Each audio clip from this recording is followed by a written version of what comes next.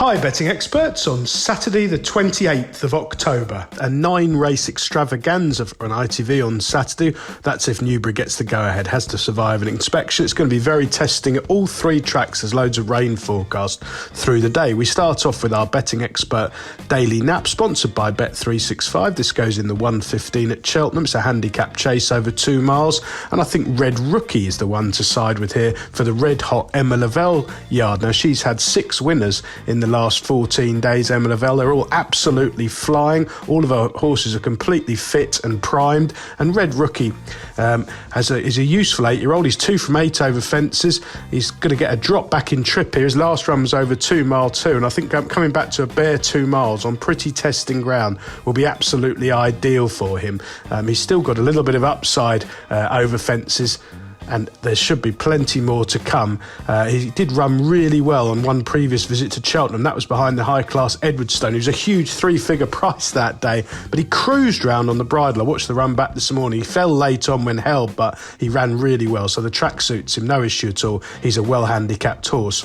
Our betting expert value angle selection, sponsored by Bet365, goes in the 2:25 at Cheltenham. A handicap chase over 3 mile 1, and I think under supervision can strike here at hopefully a tasty price. Now, he's a useful stayer. He was generally disappointing last season, often spoiling his chance with jumping mistakes, but he's very well handicapped now on the pick of his form, and some of his best runs have been at Cheltenham. Nigel Twiston-Davies, again, a yard absolutely red hot at the minute. This one's sure to be fully fit.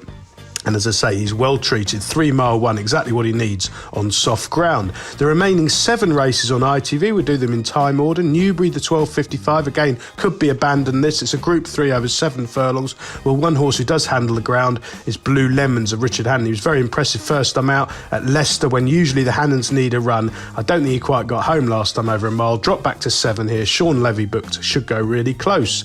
Staying at Newbury, the 1:30, Group 3, the St Simon over a mile 4. Well, She is a very interesting filly. She's been hard to place this season for Dave Simcock, in warm company, but she caught the eye in the Park Hill at Donny last time out, starting off in a poor position but closing up smoothly and just fading out of things in the last 100 yards. Dropped back to 1 mile 4 suits, and she goes well on deep ground.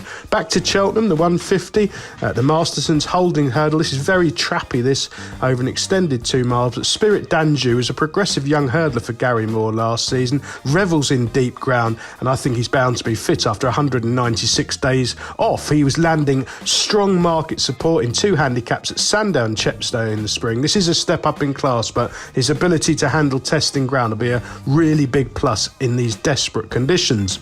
Donny, the 2:10. The Futurity, a Group 1 over a mile. I think the value here lies with Dancing Gemini. Now, Roger Teal wouldn't be top of your list for Group 1 winners, but this 2-year-old might just be underestimated by the market, now stepping up in class, especially up against runners from the top yards, both in Britain and Ireland. He impressed. He's won 2 from 4 so far, and he's done it at Doncaster. Over 7 furlongs here last month. All right, it was only a listed contest, but he raced freely, but won really impressively. He needs to settle to get a mile, but I think they'll go a decent gallop here, and he can pick them off. He should be a fair price. Certainly the market underestimates him. Back to Donny for the 2:45, the Prospect Stakes over 6 furlongs, a Class 1 listed contest for 2-year-olds only. Well, Esquire comes from a yard, David O'Mara. Again, he wouldn't be known for having first-time out winners, but he overcame inexperience and market unease at Hamilton in September, and then improved dramatically on that effort when just denied at listed level in the mud at York last time out. He's fresh. He's only had 2 runs. There's more to come. I think he can handle this jump up in class. Cheltenham, the 3 o'clock, the Potemps. These are always minefields. It's a qualifier for the finale. Over 3 miles. Well, Dubrovnik Harry Fry's handicapper, cannot have been easy to train. He's very rare appearances at the track over the last few years, but he does revel in deep ground, and he's very well handicapped now on his pick of his form. Hopefully he'll be fit and well after a break under Jonathan Burke. And finally to Donny, a difficult handicap sprint to finish with over 5 furlongs at 3:20. Well, Abduction's been on the go for most of the season. He ran really well at Ayr last time out. That was on really bad ground. He travelled like the winner throughout there, but just found his front-running stablemate, Be Proud, too strong. Again, this is a better race, but he's got his conditions and he should go really well under Shane Gray. Best of luck with all 9 ITV races on Saturday, betting experts.